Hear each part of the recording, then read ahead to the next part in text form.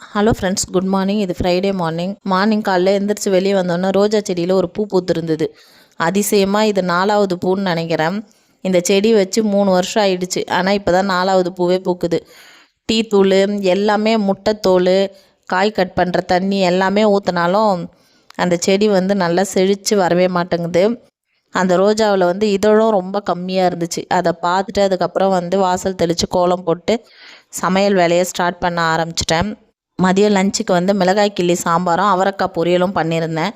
பசங்களுக்கு சாம்பார்லேயே சாதம் போட்டு கலந்துட்டு முட்டை ஆம்லேட் போட்டு கொடுத்துருந்தேன். ஸ்நாக்ஸுக்கு மசாலா கார்ன் தான் கொடுத்துருந்தேன். இந்த பசங்களை காய் சாப்பிட வைக்கிறதுக்குள்ளே போதும் ஆயிடுது.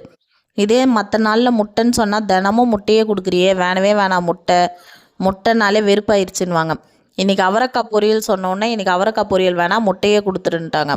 கேரட்டு, உருளைக்கிழங்கு அதெல்லாம் ஓரளவு சாப்பிட்றாங்க. இந்த அவரைக்காய், வெண்டைக்காய் இந்த காயெல்லாம் சாப்பிட வைக்கிறதுக்குள்ளே போதும்னு ஆயிடுது.